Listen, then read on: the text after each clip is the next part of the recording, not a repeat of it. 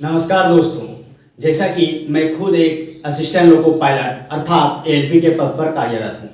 दोस्तों, ALP medical से related सारे तथ्य आपके सामने रखने जा रहा हूँ। एएलपी से रिलेटेड जो भी बात, जो भी साक्ष्य आपके सामने रखेंगे हम, वो मैं खुद के बारे में, यानी कि जो हम एग्जाम दिए हैं, हम किन किन प्रोसेस से गुजरे हैं, वो सारे चीज आपके सामने रखेंगे। दोस्तों, ये बात है सन 2018 की, जब रेलवे 26,502 पोस्ट लेकर आती है। हालांकि इसमें बाद में बढ़ोतरी करके इसके पोस्ट को 64,371 कर दी गई। दोस्तों, जैसा कि रेलवे ओवरऑल इंडिया में अलग अलग बोर्ड से वैकेंसी देती है, जिसमें से हम कोलकाता बोर्ड चूज किए हैं। अब बहुत सारे कैंडिडेट के मन में ये भी होगा कि आखिर हम कोलकाता बोर्ड ही क्यों चूज किए, अदर बोर्ड क्यों नहीं। तो दोस्तों, इस पर हम बात करेंगे। एक्चुअली बात क्या है ना, बहुत सारा कैंडिडेट जब फॉर्म निकलता है, वैकेंसी आती है, उस टाइम ये देखता है कि किस बोर्ड का कट ऑफ कम रहता है, उस अनुसार वो फॉर्म को फिलअप करता है। लेकिन हम ये सब नहीं देखें, समझ रहे हैं ना, क्योंकि ये निश्चित नहीं है, जरूरी नहीं है कि ये चीज ऐसा ही होगा। क्योंकि जब 2018 का बात करेंगे आप, उस टाइम आप देखिएगा मुजफ्फरपुर और पटना का कट ऑफ सबसे कम रहा था। जबकि पटना एक ऐसा बोर्ड है, हर बार प्रत्येक बार रेलवे का कट ऑफ हाई रहता है, समझ रहे हैं ना। इसीलिए ये चीज ज्यादा आप मतलब इस पर 100% आप सिक्योर नहीं हो सकते इन चीजों पर। हम कोलकाता बोर्ड इसलिए भरे कि मेरे घर से पास था। पास तो वैसे मालदा भी था, लेकिन मालदा पर मेरा नजर गया ही नहीं। एक्चुअली कोलकाता में मेरे घर से, गांव से आदमी रहता है वहां पर, तो थोड़ा सोचे वहां पर सुविधा होगा हमको, हर चीज का टेंशन नहीं, कहाँ सेंटर पड़ेगा, एक बार फोन दोहराएंगे सेंटर पता चल जाएगा। हाँ, कौन साथ में जाएगा, वो अपने जाएगा, लाने भी लेकर के भी आएगा, मतलब सारा व्यवस्था इंतजाम मतलब कि था। इसीलिए हम कोलकाता बोर्ड भरे और घर से भी नजदीक था, समझ रहे ना, इसीलिए हम कोलकाता। और इसमें हम कुछ नहीं देखे कट ऑफ क्या रहेगा, वहां पर क्या धंधली होगा, नया होगा, क्या रिजल्ट पर प्रभाव पड़ेगा, ये सब कुछ भी नहीं सोचे हम। तो दोस्तों, इस तरह वैकेंसी को हम जो फॉर्म हम अप्लाई किए थे, वो 23/2/2018 को अप्लाई कर दिए कंप्लीट, ठीक है, जिसमें कि एएलपी और टेक्नीशियन दोनों पोस्ट को चूज करना था। जैसा कि रेलवे कॉम्बो एग्जाम ले रहा है, आप लोगों को भी पता है, उस टाइम में जब 18 की वैकेंसी आई थी तो कॉम्बो एग्जाम लिया गया था। यानी कि जो कैंडिडेट एएलपी का फॉर्म भरेगा, एएलपी का एग्जाम देगा, उसी कैंडिडेट से उसी में टेक्नीशियन का भी एग्जाम लिया गया था, समझ रहे हैं ना। इस तरह से हम फॉर्म को फिलअप कर दिया। इसमें जो चूज किया हम फर्स्ट में एएलपी, सेकंड में टेक्नीशियन को रखे थे। इसका भी बहुत प्रभाव पड़ता है ज्वाइनिंग टाइम, बताएंगे आगे इसका क्या प्रभाव पड़ता है। इस तरह से दोस्तों, फॉर्म फिलअप करने के बाद 30 अगस्त 2018 को मेरा एग्जाम ले लिया जाता है। कहां पे? उड़ीसा में। उड़ीसा में 30 अगस्त 2018 को एग्जाम हो जाता है। देन उसके बाद रिजल्ट आता है। रिजल्ट जैसा कि स्टेज 1 अगर आप फॉर्म भरे होंगे, एग्जाम दिए होंगे, तो आपको पता होगा कि उसमें कट ऑफ नहीं था, यानी कि उसमें मार्क्स था, यानी सॉरी क्वालिफाई था, यानी कि यू आर यानी कि जनरल कैंडिडेट के लिए 40%, ओबीसी और एससी के लिए 30% और एसटी के लिए 25%।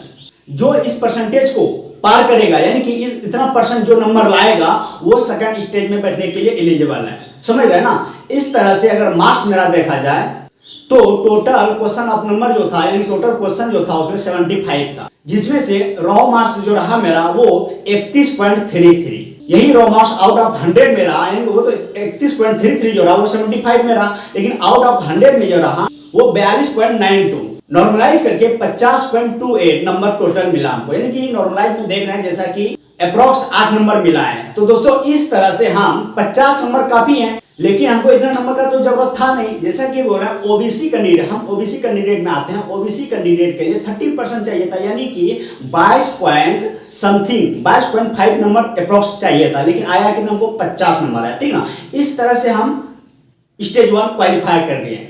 अब डन आता है स्टेज 2। स्टेज 2 का जब एग्जाम लेना था, तो एग्जाम लेने से पहले फिर से एक फॉर्म फिलअप करवाता है।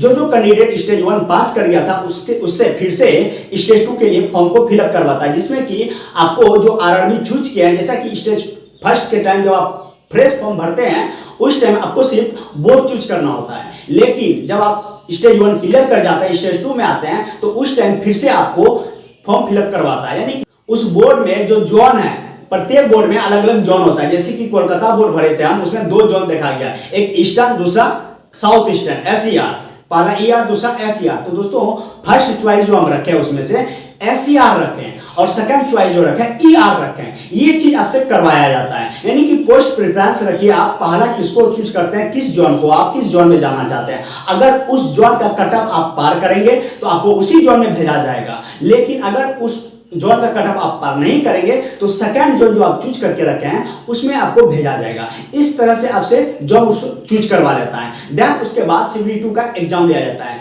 इसका एग्जाम जो होता है 22/1/2019 को, और वो होता है कोलकाता में। जैसा कि स्टेज 2 का जो एग्जाम लिया गया था प्रत्येक बोर्ड के द्वारा, उसी के वहां पर लिया गया था, यानी कि जो लड़का जहां फिलअप किया था जिस बोर्ड को, वहीं पर उसका स्टेज 2 का एग्जाम लिया गया। तो दोस्तों इस तरह आपसे बात करूं तो उसका नंबर को लेकर के, तो उसका नंबर अगर देखा जाए दोस्तों, पहले तो मैं आपको बता दूं स्टेज 2 का जब भी एग्जाम दिए थे उस स्टेज 2 में 2 पार्ट में डिवाइड किया गया था, यानी पार्ट ए और पार्ट बी। पार्ट ए जिसमें से आपको मेरिट बनाना था, यानी कि पार्ट ए जो है उसमें 100 क्वेश्चन था, 100 में से आप जितना करेंगे उसी के अनुसार आपका मेरिट भी बनेगा। और पार्ट बी जो था वो आपका ट्रेड से रिलेटेड था, यानी कि जो आप टेक्निकल डिग्री ले रखे हैं उसी से रिलेटेड आपसे क्वेश्चन पूछा जाएगा, जिसमें क्वेश्चन अगर देखा जाए तो टोटल जो क्वेश्चन था वो 75 था, जिसमें से आपको क्वालिफाई करना था। क्वालिफाई नंबर जो था वो 35% था, यानी कि 70 का 35% अगर करते हैं, जितना आधा उतना अगर नंबर ला लेते हैं तो आप पार्ट बी में पास है। दोस्तों अगर पार्ट ए का नंबर हम आपसे शेयर करते हैं तो टोटल नंबर जो उसमें हम टोटल क्वेश्चन जो अटेम्प्ट किया वो 75 किया,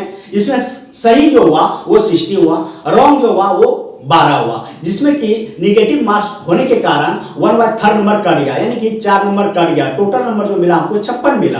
इस तरह से नॉर्मलाइज मार्क्स अगर देखा जाए तो 62 मिला, यानी कि यहाँ पर भी नॉर्मलाइज में कुछ खास नंबर नहीं मिला है, मात्र 6 नंबर मिला है। लेकिन कुछ कुछ कैंडिडेट को 15 नंबर भी, 20 नंबर भी, यहाँ तक कि 30-35 नंबर तक हम देखे हैं। 35 नंबर तक नॉर्मलाइज में उसको मिला था, जिसके कारण उसका ज्वाइनिंग पहले हो गया। यहाँ पर हमको मात्र 6 नंबर नॉर्मलाइज में मिला है, ठीक है। और यही पार्ट बी का अगर बात करते हैं तो पार्ट बी में टोटल जो क्वेश्चन किए हम अटेम्प्ट किए वो 51 किए। करेक्ट कितना हुआ, 31 हुआ, रॉन्ग कितना हुआ, 20 हुआ। तो इसमें से अगर वही 1/3 करते हैं तो अप्रोक्स 6 नंबर कट जाता है, यानी कि वही 31 में से अगर 6 नंबर घटाते हैं तो 24.33 इतना मार्क्स हमको मिला। लेकिन जैसा कि बोले अगर 35% अगर करते हैं 70 क्वेश्चन का तो वो होता है 26.25%। इतना परसेंट चाहिए था नंबर, लेकिन हमको मिला कितना, 24.33, यानी कि अगर देखा जाए 1.77 नंबर हमसे मेरा जो है क्वालिफाई होने के लिए कम है। तो उतना नंबर तो चाहिए, लेकिन अभी तो इसको हम तो 75 में किए हैं, लेकिन इसी को जब 100 में कन्वर्ट किया गया तो 32.88 नंबर हो रहा है, जो कि नॉर्मलाइज होकर के 42.77 नंबर हो रहा है। तो दोस्तों इस तरह से अगर देखा जाए पार्ट बी भी हम क्वालिफाई कर गए, क्योंकि पार्ट बी में जैसा कि बोला है 75 क्वेश्चन का 35% चाहिए, यानी कि 26.25 नंबर चाहिए था, लेकिन मिला कितना हमको 42.77। इस तरह से दोस्तों हम पार्ट बी को भी क्वालिफाई कर गए। और पार्ट ए में जैसा कि 62 नंबर आया था तो यहां पर इतना नंबर आया था। देन इसके बाद आपका क्या होता है, साइको होता है।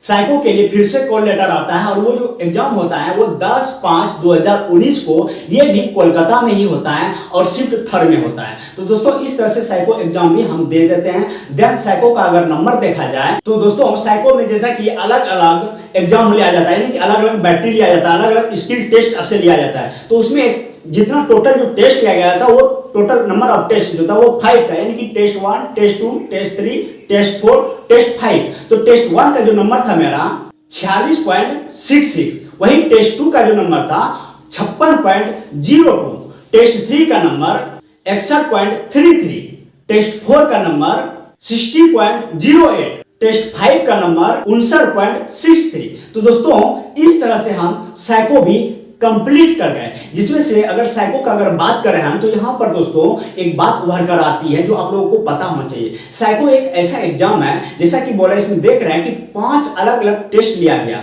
और दोस्तों यहां पर 5 अलग अलग टेस्ट में आपको पास होना पड़ता है, यानी कि प्रत्येक टेस्ट में आपको 42 नंबर लाना चाहिए, ठीक ना। अगर 42 नंबर से आपको कम आता है देन आप साइको फेल हो जाते हैं, समझ रहे हैं ना। इसीलिए प्रत्येक टेस्ट में 42 नंबर तो आपको आना ही चाहिए, और जितना ज्यादा लाएंगे उतना अच्छा आपके लिए स्कोर रहेगा, यानी कि आप सेफ रहेंगे। क्योंकि दोस्तों जब आपका मेरिट बनाया जाएगा, जो आप पार्ट ए जो वहां पर दिए थे सेकंड सीबीटी में, और यहां पर जो आप नंबर लाएंगे, यानी कि पार्ट ए का 70% और साइको टेस्ट का 30%, तो दोस्तों इस तरह से नंबर को आपका जोड़ा जाता है और आपका कुल 100% अगर देखा जाए तो आपका मेरिट बनाया जाता है, जिस आधार पे आपको ज्वाइनिंग कराया जाता है। तो दोस्तों अगर देखा जाए साइको का टोटल नंबर तो 283.74 टोटल नंबर हमको मिला था। यही अगर आउट ऑफ 30 में देखा जाए तो 21.28 नंबर हमको कुल मिला के मिला। यानी कि जो नंबर देख रहे हैं आप, इसको आउट ऑफ 30 में कन्वर्ट किया, समझ रहे हैं, जैसा कि बोले यहाँ पर 30 और वहां पर 70, तो 30 में इसको अगर कन्वर्ट किया तो 21.28 नंबर यहां से हमको मिल गया। और साइको के लिए यहां पर देख रहे हैं जैसा कि क्वालिफाई और नॉट क्वालिफाई, तो क्या है क्वालिफाई। क्लियर। तो दोस्तों इस तरह से साइको एग्जाम का 30% उठाया गया और वहां से सेकंड सीबीटी का पार्ट ए का 70% उठाया गया। कुल मिला के यहां से मेरिट बनाता है। देन उसके बाद हमको डॉक्यूमेंट वेरिफिकेशन और मेडिकल दोनों का सेट एक ज्वाइंट लेटर होता है। फिर से हमको वही लेटर आता है और उसी लेटर के आधार पर हम डॉक्यूमेंट वेरिफिकेशन और मेडिकल के लिए जाते हैं। दोस्तों यहां पर मैं एक चीज आपको बता दूं, जब आप साइको का एग्जाम देने जाते हैं तो एग्जाम जाने टाइम ही उसी टाइम आपको एक लेटर आरआरबी जारी करता है।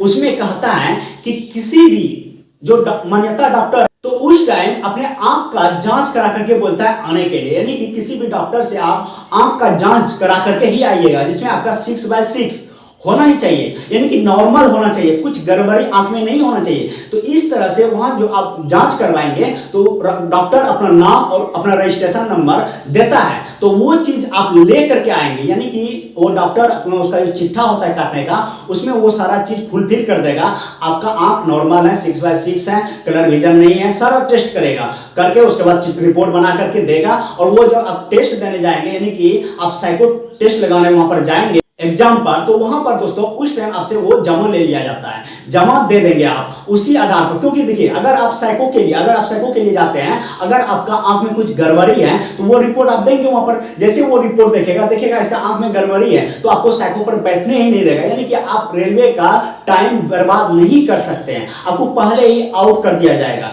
इसीलिए दोस्तों ऐसा करवाया जाता है। अगर आप का आंख नॉर्मल है तभी आपको वहां पर फिर बैठने के लिए साइको में देगा। तो दोस्तों इस तरह से साइको एग्जाम पास करने के बाद जैसा कि बोले मेडिकल के लिए हम जाते हैं। दोस्तों जब हम डॉक्यूमेंट वेरिफिकेशन के लिए वहां पर जाते हैं तो डॉक्यूमेंट वेरिफिकेशन जो होता है दोस्तों, वहां पर सभी कैंडिडेट को एक हॉल में बैठा दिया जाता है और बारी बारी से बहुत सारे टीचर्स रहते हैं, सबको बुलाया जाता है। किसी को जैसा कि आपका रिपोर्टिंग टाइम फर्स्ट हाफ में है तो फर्स्ट हाफ में आप जाएंगे, किसी का रिपोर्टिंग टाइम सेकंड हाफ में है तो सेकंड हाफ में जाएगा। जो कैंडिडेट फर्स्ट हाफ में जिसका रिपोर्टिंग टाइम था वो फर्स्ट हाफ में करवा करके उसी दिन उसको मेडिकल के लिए भेज दिया जाता है। और जिस कैंडिडेट का सेकंड हाफ में होता है उसके पास टाइम नहीं बचने के कारण उसको दूसरे दिन मेडिकल के लिए भेजा जाता है, लेकिन आपको रहना वही है दोस्तों। इस तरह से आपका जब मेडिकल के लिए जाएंगे डॉक्यूमेंट वेरिफिकेशन कंप्लीट हो जाएगा। डॉक्यूमेंट वेरिफिकेशन क्या है, उसमें कोई डर है नहीं। आप मैट्रिक किए हैं, इंटर किए हैं और जो भी आपका ट्रेड है, पॉलिटेक्निक, बीटेक, ITI जो भी है, आपका डॉक्यूमेंट जांच होगा। उसके बाद क्या होगा, आपको भेज दिया जाएगा मेडिकल के लिए। तो दोस्तों इस तरह जब आप मेडिकल के लिए जाते हैं तो वहां पर आपको 4 से 5 दिन अप्रॉक्स टाइम ले ही लेता है, क्योंकि अलग अलग तरह का जांच करना होता है और जैसा कि सरकारी काम सरकारी की तरह ही होता है, यानी कि लेट तो होगा ही। तो दोस्तों उसमें जब मेडिकल के लिए वहां जाते हैं तो फर्स्ट दिन आपको वहां पर रिपोर्ट करना होता है और हम लोग जैसा कि गए वहां पर रिपोर्ट किए। रिपोर्ट करने के बाद वहां पर होता है थोड़ा सा ले लें यहाँ का हाल पानी क्या है, यहाँ पर कैसा रहा। इससे पहले हम लोग से पहले बहुत सारा कैंडिडेट मेडिकल दे करके गया है, थोड़ा पूछ लें। वहां का जो गार्ड सब था ना उस सबसे हम लोग बात किए, भैया थोड़ा बताइए यहाँ पर क्या चल रहा है। हाँ समझ क्या चल रहा है, मतलब आप समझ लीजिए, हम खुल के नहीं बोलेंगे। हाँ कैसा यहाँ पर मेडिकल हो रहा है, तो वो जैसा भी बताए हम लोग को, मतलब कि समझ रहे हैं ना। वो बोले भैया देखिए यहाँ पर कुछ भी ऐसा नहीं है और जितना कैंडिडेट आ रहे हैं ना सारे कैंडिडेट पास होके जा रहे हैं, किसी भी कैंडिडेट को नहीं छांट रहा है। तो दोस्तों इस तरह से हम लोग उससे बात करके वापस हम लोग क्या किए, वहां पर रिपोर्ट तो कर ही दिए थे, एक्चुअली यही घूम फिर रहे थे। उसके बाद सर आते हैं, उसके बाद एक एक करके बारी बारी करके कैंडिडेट को बुलाते हैं। बुलाने से पहले 12 का ग्रुप बना दिया गया, समझ रहे हैं ना, 12 का एक ग्रुप बना दिया गया। ग्रुप में प्रत्येक कैंडिडेट को एक एक करके बुलाया जाता है। अंदर में जब हम गए वहां पर तो मेरा जो जांच किया गया, यानी पहले तो वही नाम लेगा आपसे कि आपका नाम क्या है, फिर आपसे एज पूछेगा, उसके बाद आपका बीपी टेस्ट सब होता है, उसके बाद आपका पाइल्स, हरनिया और आंख, ये 3 चीज जो टेस्ट होगा उसी टाइम होगा, एक साथ होगा। तो जिसमें से पाइल टेस्ट किसी का करता भी है, किसी का नहीं भी करता है, उस डॉक्टर पे निर्भर करता है, सर पे निर्भर करता है कि उस टाइम वो किस मूड में है, समझ रहे हैं ना। तो मेरा जैसे कि पाइल टेस्ट नहीं किया था, हरनिया और ये सब चेक करता है, थोड़ा आपको मूव करवाता है, उसका कमरा जो रहता है कमरा में चलवाएगा थोड़ा सा, आपका कपड़ा नीचे कर देता है, थोड़ा हल्का चलवाता है, उसके बाद उसको नीचे बैठ करके उसका असिस्टेंट जो रहता है वो चेक करते हैं, और जैसे जैसे वो बोलता है वैसे वैसे डॉक्टर सर जो रहते हैं सर लिखते हैं। ठीक है, तो दोस्तों इस तरह से आपका पाइल्स और हर्निया चेक होने के बाद आपका जो मेन पर्पस होना चाहिए, यानी कि रेलवे में अगर आते हैं आप ड्राइवर के लिए, जो आपका मेन होना चाहिए टेस्ट, वो चीज का टेस्ट होता है, यानी कि आंख का टेस्ट होता है। आंख में क्या होता है कि दोस्तों, आंख में पहला कलर विजन टेस्ट होता है, जिसमें से आपको एक कलर विजन का बुकलेट रख दिया जाता है, और उस बुकलेट को बोलेगा आपको पढ़ने के लिए। उसमें कुछ नंबर रहता है, डिजिट रहता है। पहले तो एक डिजिट रहेगा, यानी कि 5, 6, 4, 3, 2 ऐसे रहेगा। फिर 2 डिजिट आएगा, 88, 79, 40, 33। इस तरह से आपसे जांच करवाया जाता है। अगर आप उसको क्लियरली ढंग से पढ़ लेते हैं, उसके बाद उसी में एक आता है, जैसे कि सांप सीढ़ी खेलते हैं ना लूडो में, किस तरह घर बना रहता है, उसी तरह दोस्तों उसी बुकलेट में घर बना रहता है। और घर पर बोलेगा आपको उंगली चलाने के लिए, चलिए उंगली चलाते हुए निकलिए आप, ये रास्ता किधर से निकला है, किधर से घुसेंगे आप, किधर निकलेंगे, ये चीज आपसे करवाता है। तो दोस्तों यहां पर भी आपको फिर घबराना नहीं है, ठीक ना। यहां पर आपको 3 मौका दिया जाता है। 3 बार में अगर आप पहला बार में अगर किसी तरह बाई चांस मिस्टेक कर जाते हैं, होता है ना कि बहुत सारा कैंडिडेट मेडिकल देने जा रहा है यार, उसके दिमाग में यह आ जाता है भाई मेडिकल देने जा रहे हैं, क्या होगा मेरा, मतलब नर्वस हो जाता है। दोस्तों जैसा कि बोले नर्वस नहीं होना, घबराना। देखिए घबराहट एक अलग चीज होता है, नर्वस हो जाना मतलब समझ रहे हैं, उसका होश हवास खो जाना, यानी डबल माइंडेड, यानी कि बोलना कुछ और चाह रहा है, निकल कुछ हो रहा है। हाँ, मतलब वो सही थॉट्स को अपने जो सोच रहा है, सही चीज को वो बोलना चाह रहा है, लेकिन बुला कुछ और रहा है, मतलब डबल माइंडेड हो जाता है। इस तरह देखिए घबराहट तो सबके अंदर होता है, मेरे भी अंदर था। ऐसा नहीं था कि हम पास होकर के आ गए तो मेरे हम ऐसे बोल रहे हैं आपको। देखिए यहाँ पर आपको कुछ भी गलत इंफॉर्मेशन नहीं देंगे, घबराहट होता है दोस्तों, मेरे अंदर भी था, पता नहीं क्या होगा। हमसे जब पहले 4 कैंडिडेट गया था, उससे हम बात करें क्या हुआ बताइए, उसको क्या पता, वहां तो जांच करके निकाल रहा है, उसको थोड़ी बता रहा है आप क्या हुआ, पास हुए फेल हुआ, जांच कर रहा है, आप जा रहे हैं जांच हो रहा है, आपको बाहर कर रहा है, फिर दूसरा गया जांच हो रहा है, फिर बाहर आ रहा है। दोस्तों इस तरह से हम जब मतलब प्रत्येक कैंडिडेट जा रहा है आ रहा है, सबसे पूछ रहे हैं, कोई कुछ नहीं बोल रहा है। और जैसा कि जानते हैं लड़का लोग था, हंसी मजाक हो जाता है, अरे क्या क्या चेक किया बता दे, वो करवा रहा है, पैंट भी खोल रहा है, बड़ा बेइज्जती वाली बात है यार, थोड़ा मजा ले रहे हैं, मतलब ये फील नहीं होने दे वहां पर कि बाद में मेडिकल हो रहा है, मतलब बाद में हम लोग मजा ले रहे हैं, जो लड़का देख के आ रहा है उसका मजा ले रहे हैं, और हम लोग हंस रहे हैं। हाँ, उसके बाद इसी तरह मेरा बारी आता है, हम भी जाते हैं, मेरे साथ वही प्रक्रिया होता है। हाँ, जैसा कि बोले जब यहाँ पर आपको बुकलेट में आपको नंबर घुमाने के लिए देगा, आप सर्कल पे घुमाइए, आपको जब घुमाएंगे दोस्तों तो इस तरह से आपसे मतलब वो घुमा करके जो आप उस पर पास हो जाएंगे, यानी कि आप सही डायरेक्शन में अगर जाएंगे तो वहां पर आपको पास हो गए। अगर बाय चांस आप मिस्टेक कर जाते हैं तो आपको फिर से बोलेगा कोई बात नहीं कोई बात नहीं, फिर से करो आराम से करो, ऐसे बोलते हैं सर, फिर से करो आराम से करो, आप फिर से कीजिए। अगर फिर से गलत कर जाते हैं, अरे बाबू आराम से करो, धैर्य रखो, कुछ नहीं है, बस सिंपल समझो कि आपका टेस्ट हो रहा है, या फिर आप डॉक्टर के यहाँ आए हैं, फिर से आपको मौका दिया जाएगा। लेकिन दोस्तों बार बार अगर घबराइएगा, घबराहट के कारण गलती कर रहे हैं, तो वो क्या समझेंगे, आप खुद सोचो, तो आपको तो बाहर तो करेगा ही। तो दोस्तों इस तरह से आपको घबराना नहीं है, बिल्कुल बिंदास जाना है, बैठना है, एकदम फ्रेश माइंडेड, ठीक ना, ताजा एकदम होकर के, और इस तरह से आपको मेडिकल आपको पास करना है। दोस्तों इस तरह से हम क्या कि एक बार में ओनली 1 टाइम में हम उसको क्लियर कर दें, समझ रहे हैं ना, पर भी दिए, उस पर हाथ भी घुमा दिया सर्किट पर। उसके बाद दोस्तों आ जाता है कि आपका जो मतलब कलर विजन तो हो गया, अब आएगा आपका 6 आंख का जो नंबर है वो क्या है, 6/6 है। तो उसके लिए क्या करेगा ना कि आप जब बैठेंगे, आप जहां भी बैठेंगे, खड़ा रहेंगे या बैठेंगे जो भी, हाँ, वहां से आपका 6 मीटर की दूरी पर एक बोर्ड मिलेगा आपको। उस बोर्ड में सी होता है ना, सी मिलेगा आपको लिखा हुआ। बोर्ड में वो सी जो होता है ना बना हुआ रहता है, एक्चुअली उस बोर्ड में लटका दिया जाता है। अब उस बोर्ड को मैं सी को बोलेगा पढ़ने के लिए, आपको पहले तो आपका एक अंक कैसे बंद कर दिया जाएगा। हाँ, सी को क्या करेगा, उसका जो असिस्टेंट है रोटेट करेगा, बताएगा क्या, बताइए सी का जो मुंह है किधर खुला हुआ है, ऐसे ऐसे सी लिखते हैं ना, उसका मुंह खुला रहता है, तो उसको बोलेगा क्या, आपका बायां दायां ऊपर नीचे, ऐसे बोलने बोलेगा वो। तो एक अंक बंद कर देगा, बोलेगा सी का मुंह किधर खुला हुआ, आप बोलेंगे क्या, ये बायां हो गया ना, ये दायां, बोलेंगे क्या, मेरा दायां, फिर घुमाएगा बोलेंगे ऊपर, फिर घुमाएगा बोलेंगे नीचे, फिर घुमाएगा बोलेंगे दाएं, या कभी कभी नहीं घुमाएगा, कभी कभी नहीं भी घुमाता, मेरा एक तो नहीं घुमाया, बोला हाँ, जैसे बोला ना कि बायां, फिर बोला अब किधर है, नहीं घुमाया, झूठो खाया ऐसे ऐसे करके फिर उसी जगह छोड़ दिया। हाँ, फिर बोलता फिर बायां, बोला ठीक है। उसके बाद फिर दूसरा चेक करेगा इसी तरह।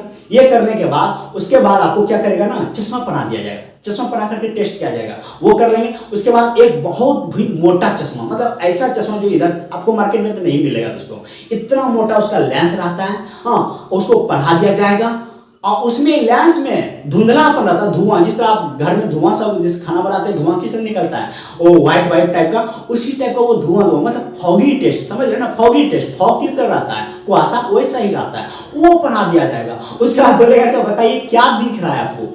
अरे भाई क्या दिखेगा, दिखता ही नहीं है, कुछ दिखता ही नहीं। ऐसा नहीं बोलते, ऐसा नहीं बोलेगा क्या दिख रहा है, बोलेगा क्या क्या लिखा है, बताइए क्या लिखा है। हमसे जो बोला बताइए क्या लिखा हुआ है, बोले सर लिखने का दूर के बात है, दिखता ही नहीं है, कुछ दिख ही नहीं रहा है हमको।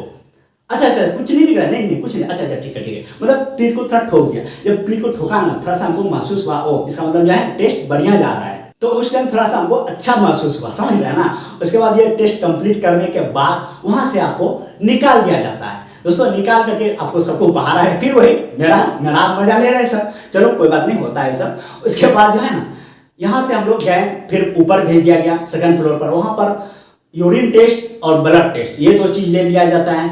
उसके बाद आपका जो चेस्ट होता है इसका एक्सरे होना चाहिए, यानी कि आप डॉक्टर के पास जाएंगे वहां पर आपका एक्सरे कर लिया जाता है। तो दोस्तों एक्सरे जो होता है वहां पर रेलवे का बहुत बड़ा मशीन रहता है, इतना बड़ा मशीन रहता है, कितनों फैट क्यों है आपके अंदर, कितनों मोटा क्यों है, आपका एक पतला पतला हड्डी गिर लेगा, मतलब बहुत बड़ा मशीन रहता है। ऊपर खुलवा करके ऐसे बोलेगा, ऐसे होकर के मतलब आपको चिपक जाने के लिए चिपकेगा, ऊपर से मारेगा, उधर से लाइट पूरा आपका निकाल लेगा, यानी कि दिल में भी अगर छेद रहेगा ना वो भी पकड़ा जाएगा दोस्तों। इस तरह से आपका एक्सरे भी हो जाता है। उसके बाद थोड़ा वही धड़कन आपका बीपी, यानी कि धड़कन आपका क्या चल रहा है वो भी जांच होता है। तो जहां पर ये चीज होता है वहां पर ना फिर आप अकेले रहते हैं, तो वहां पर एक चीज पूछे थे सर से कि सर थोड़ा बताइए कि हम ये पता कैसे चलेगा हमको अभी हम मेरा मेडिकल हो कैसा रहा, मतलब हम क्या किस दिशा में जा रहे हैं, पूछे उससे।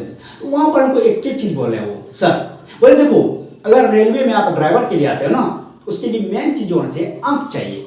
अगर आंख आपका ठीक है ना तो सारे कुछ ठीक है, अगर आंख खराब है तो सब कुछ खराब है। बात तो सही है भैया, समझ रहे हैं ना। तो इस तरह से वो बताए वहां पर। तो दोस्तों इस तरह से हम लोग क्या किया, मेडिकल टोटल कंप्लीट किया और ये चीज प्रक्रिया करने में 4 दिन लग गया। 4 दिन बाद उसके बाद थोड़ा हम लोग को राहत मिला।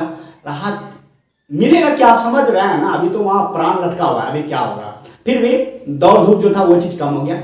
उसके बाद उस दिन शाम में एक सर्टिफिकेट देता है हम लोग को, सर्टिफिकेट पर जांच करवाता है, सॉरी सिग्नेचर लेता है, वो भी अपना मुहर लगाता है। उसके बाद वो सर्टिफिकेट देता है। सर्टिफिकेट में ये नहीं लिखा रहता कि आप मेडिकल पास है या फेल है, हाँ जैसा कि देख रहे हैं ये सर्टिफिकेट है, इसमें ये नहीं लिखा हुआ है कि मेडिकल पास है या आप फेल है, सिर्फ ये चीज दिया जाता है। तो वहां पर जब अरे हम लोग फिर से घबरा गए, भाई क्या है, हम लोग पास है कि फेल है बताइए। तब जो बांट रहा था वो एक बात बोले, उसने जो बताया, उसने कहा दोस्तों कि अगर आप मेडिकल बाय चांस फेल होते हैं ना तो आपको ये सर्टिफिकेट नहीं दिया जाता, समझ रहे ना, आप पास हैं इसीलिए आपको ये सर्टिफिकेट दिया जाता है। और तब तो हम लोग को जो है ना मतलब थोड़ा सा राहत मिला। तो दोस्तों इस तरह से हम लोग मेडिकल 12 कैंडिडेट पास किए, किसी भी कैंडिडेट को नहीं छाड़ा, छाटेगा कहाँ से, आरआरबी को जितना कैंडिडेट चाहिए था ना उतना कैंडिडेट पहुंच ही नहीं पाया, समझ रहे हैं ना। तो इस तरह से मेडिकल कंप्लीट कर जाते हैं। उसके बाद दोस्तों बस अब क्या, अब तो वही जिसका इंतजार था वही आता है, 5-6 महीने बाद आता है। तो जैसा कि ज्वाइनिंग लेटर आता है, जैसा कि देख रहे हैं यही मेरा ज्वाइनिंग लेटर था और इसके अंदर 11 फॉर्म निकलता है। उस 11 फॉर्म पर अलग अलग कैंडिडेट से यानी अलग अलग गेजेटेड ऑफिसर से साइन होना चाहिए था। अब तो ये भी माथा है वो खराब है, एक एसडीएम का साइन चाहिए। डीएम तो ये काम करेगा नहीं आपका क्योंकि वो तो बहुत बिजी रहते हैं, तो एसडीएम से करवाएं। इसमें वो फॉर्म भी रहता है जहां से आप मैट्रिक किया है ना, वहां से जो प्रिंसिपल है वहां का उसका साइन मोहर चाहिए वेरीफाई करने के लिए। जहां से आप टेक्निकल डिग्री लिए हैं, आईटीआई हो, पॉलिटेक्निक हो, बीटेक है, जो भी है, वहां से भी एक चाहिए साइन मोहर इस फॉर्म पर। और एक पुलिस एक स्टेशन से चाहिए, यानी जहां आपका पुलिस स्टेशन वहां से चाहिए। इस तरह से दोस्तों यानी कि पहले जो रेलवे काम करता था ना वेरीफाई काम, वो आपसे खुद करवाता है कि आप खुद उधर से करवा के आओ, समझ रहे हैं ना। इस तरह से आपको साइन मोहर इस पर करवाना होता है। और इस तरह से दोस्तों हम जो ज्वाइनिंग होता है मेरा वो होता है 16 दिसंबर 2019 को।